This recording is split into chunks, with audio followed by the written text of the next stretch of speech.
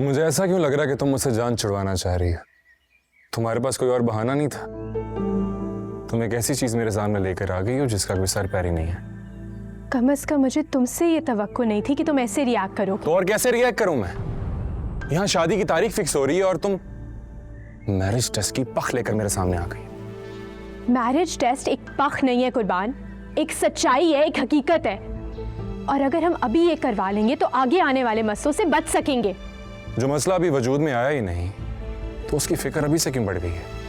क्योंकि मैं एक लॉयर हूं कुर्बान, और मैंने ऐसे बहुत सारे केसेस देखे हैं जहां तलाक और खुला की वजह वो माजूर बच्चे थे जिनको ना उनका बाप कबूल करने को तैयार था और ना ही सोसाइटी। और इस सब में सबसे ज्यादा सफर कौन करता है? उनकी माँ। अगर उस माँ को पता होता कि शादी के बाद उसके बच्चे अब नॉर्मल पैदा होंगे तो शायद वो कभी शादी ही ना करती। शायद अम्मा बिल्कुल ठीक कहती हैं। ज्यादा पढ़ लिख कर तुम्हारा दिमाग खराब हो गया है। और शायद तुम पढ़ लिख कर ये भूल गए हो कि हमारी फैमिली में थैलेसीमिया की वजह से ऑलरेडी 4 बच्चों की डेथ्स 1 साल में हो चुकी हैं। तो इसका हमारे मैरिज टेस्ट से क्या ताल्लुक? यही कि हमें पता चल जाएगा कि अगर हम में से एक थैलेसीमिया माइनर है तो वो दूसरे थैलेसीमिया माइनर से शादी नहीं करेगा। और अगर हम दोनों माइनर हुए तो?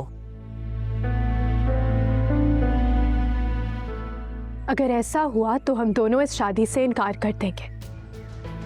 अच्छा, हम दोनों नहीं, तुम इनकार करोगी? ठीक है, मैं कर दूंगी।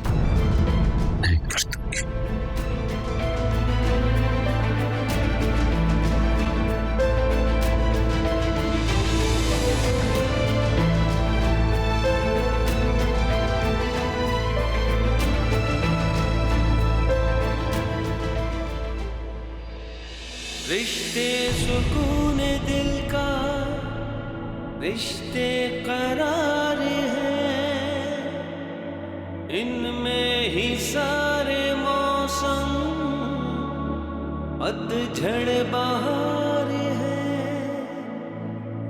खुशियाँ मिले आंसू मिलके इनको सहना है ये समय का दरिया, इसको यूं ही बहना है।